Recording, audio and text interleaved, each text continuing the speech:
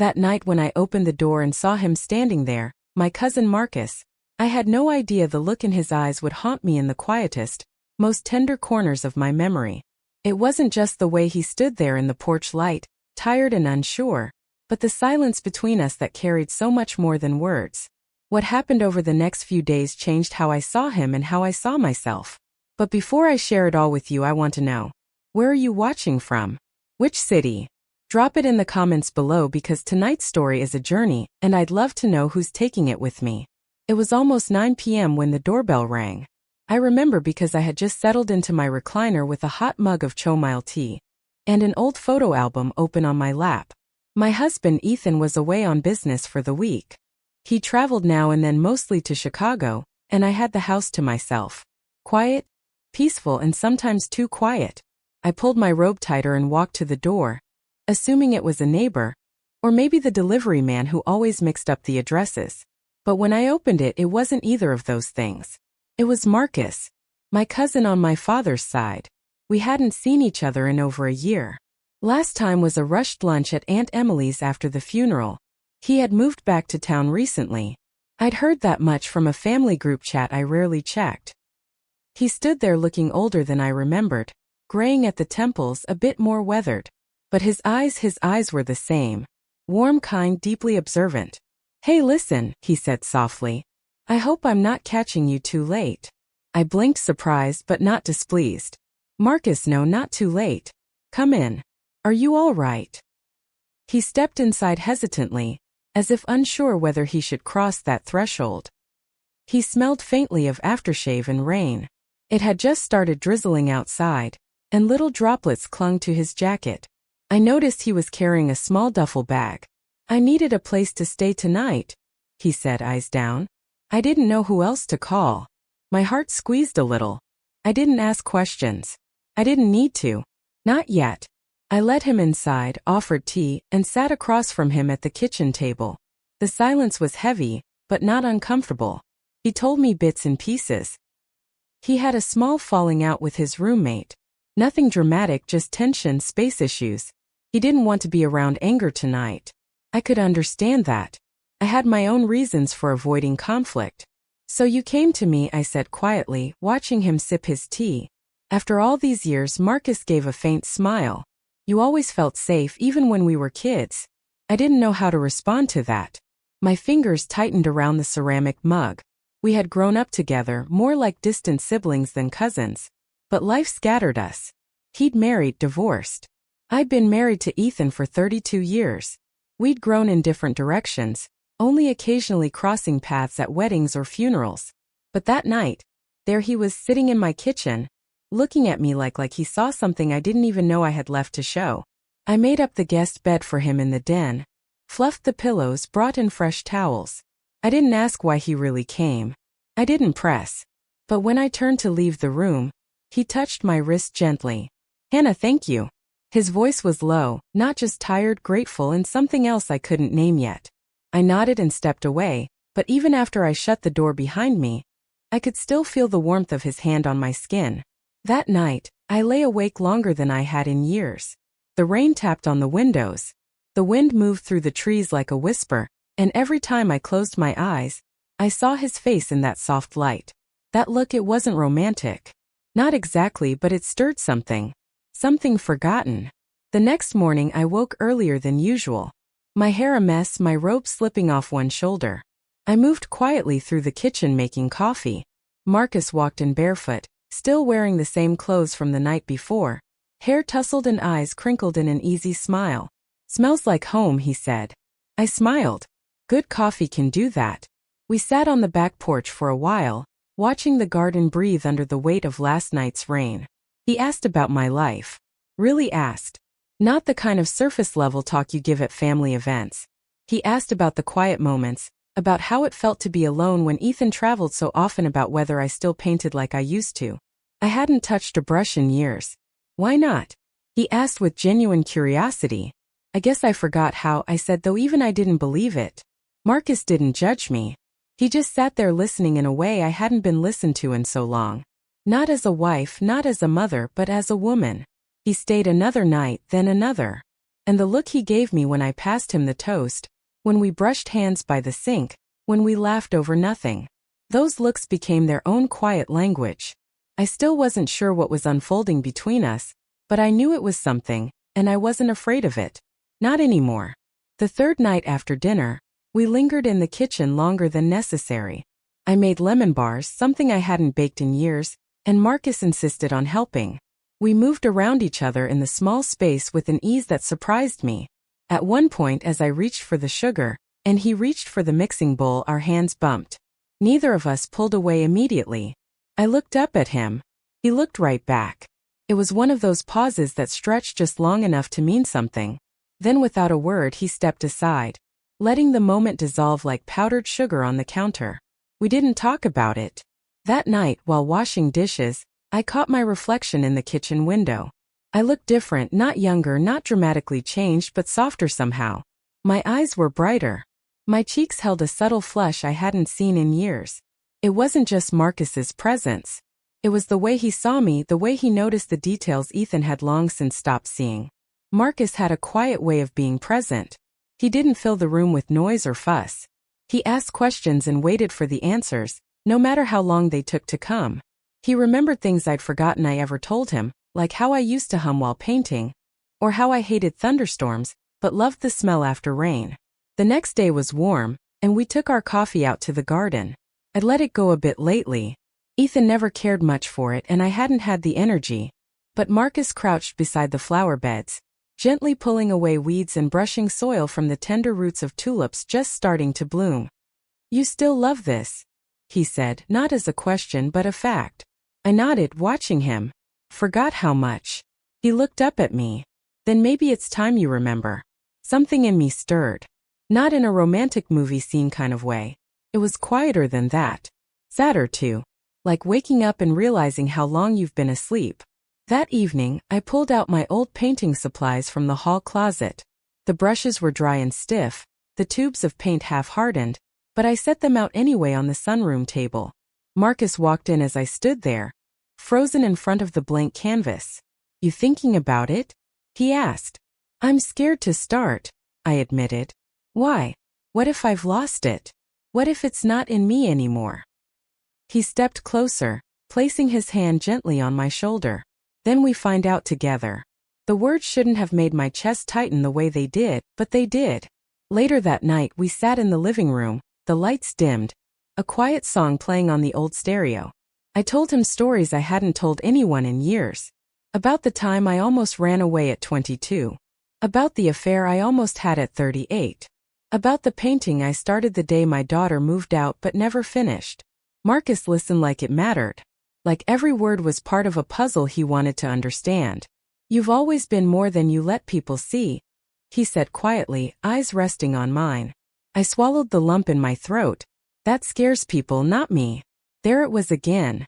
That pause, that invisible thread pulling between us. I should have changed the subject.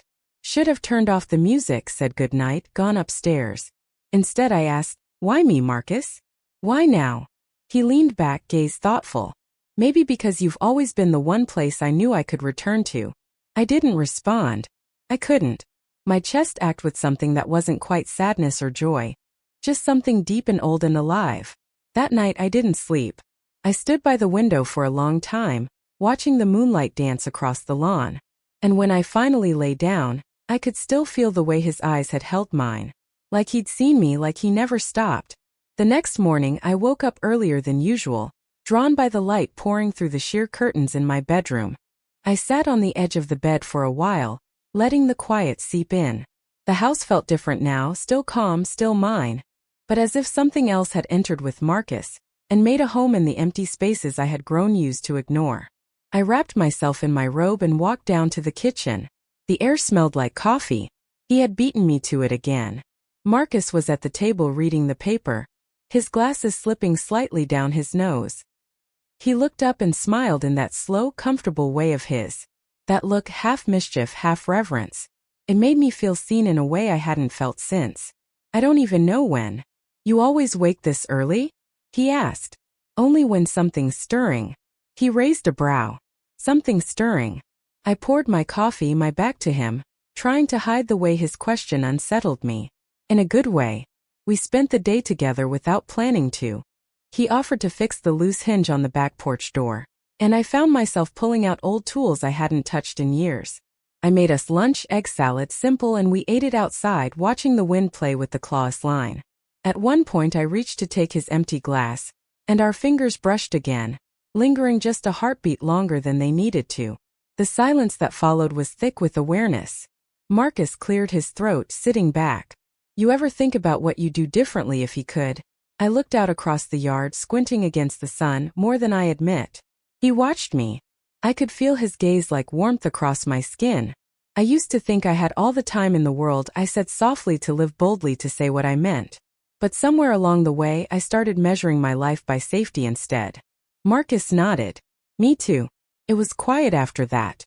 Not awkward, just heavy with all the things we didn't say. That evening I picked up the brush. The canvas had sat untouched for days, and something in me felt ready. My hand trembled at first, unsure. But as the paint began to move, muscle memory took over. The colors blended, the strokes curved, and soon it was like I was waking up from a long sleep. Marcus came in halfway through. He stood silently behind me for a while before speaking. That's beautiful. Hannah didn't answer.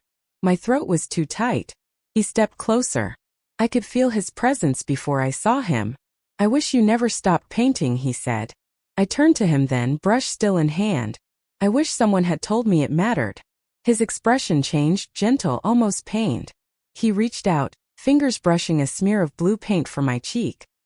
His hand lingered there, warm against my skin. We stood like that for a moment, the air between us charged with everything unsaid. Hannah, he murmured. My heart thudded in my chest. Not from fear, but from the recognition of something true. I stepped back just enough to look him in the eyes. Marcus, we can't. He didn't move away. He didn't pressure. He simply waited. And in that moment I realized it wasn't about crossing a line. It wasn't about romance or scandal or what the world might think. It was about seeing someone really seeing them and being seen in return. I'm not who I was, I said quietly. Neither am I, you replied. Later that night I sat outside alone. The stars scattered like promises across the sky. I heard the door creak behind me, and he stepped out, blanket in hand, laying it gently over my shoulders. He didn't sit close, just beside me. Our arms brushed, and that was enough. I'm leaving tomorrow, he said softly. I turned surprised. Why? I've taken up enough space. You needed time. I wanted to give you that. His words stung more than I expected. I wasn't ready for the quiet to return. But I nodded because I understood. Because I wasn't sure either of us knew what to do with what had begun to bloom. That night, as I lay in bed, I kept thinking of the way he looked at me when he said goodbye before going to his room. That same look from the night he arrived. It stayed with me. Still does. I didn't sleep that night. I kept replaying everything. The conversations, the quiet laughter. The gentle silences that had said more than words ever could. The house felt full and empty at the same time. The idea of Marcus leaving stirred something unsettled in me. Something I couldn't ignore anymore. When morning came, the sunlight stretched Leslie across the living room floor, spilling through the windows like it was trying to hold on to something before it slipped away. I heard Marcus moving around in the guest room. The soft rustling of fabric, the clink of the zipper on his duffel bag. I stood in the hallway watching from a distance. He hadn't seen me yet. He moved slowly, folding his things with care. There was a finality to it that made my chest ache. Leaving without breakfast, I said softly. He looked up, startled, but smiled. Didn't want to wake you. I was already awake.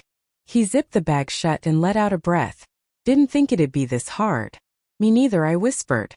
We stood there for a long time just looking at each other. There was so much I wanted to say, so many feelings I hadn't named, too afraid of what they might mean if I said them out loud. But he gave me an out. He always did. I should go, he said. Give you your space. I took a step closer. What if I don't want space?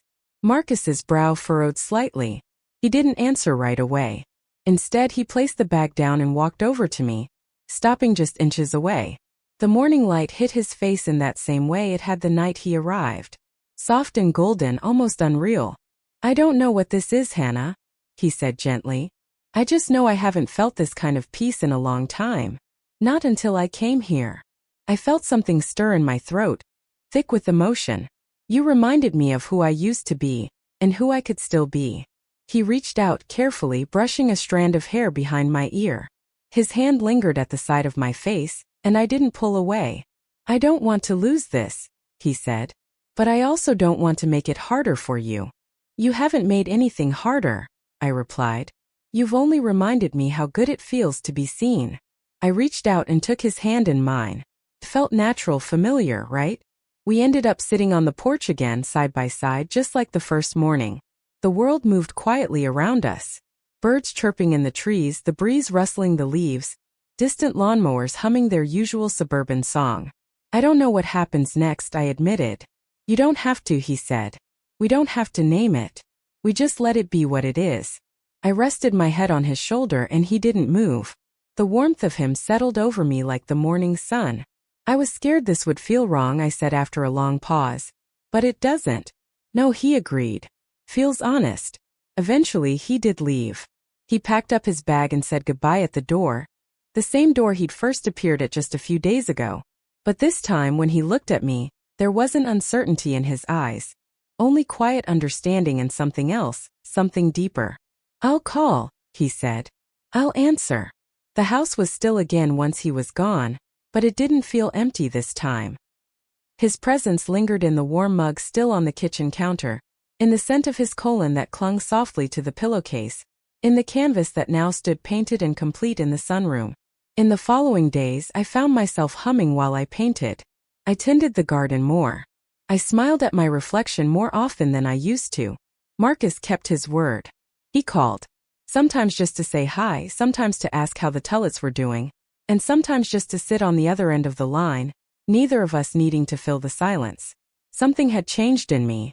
I didn't need a grand romance or a dramatic ending. What I had was something quiet, unexpected. A reminder that connection can arrive even when you least expect it. On your doorstep on a rainy night with a look that still echoes inside you long after the door has closed. And in that I found a part of myself again, the part one thought I'd lost. The part that still believes in second chances,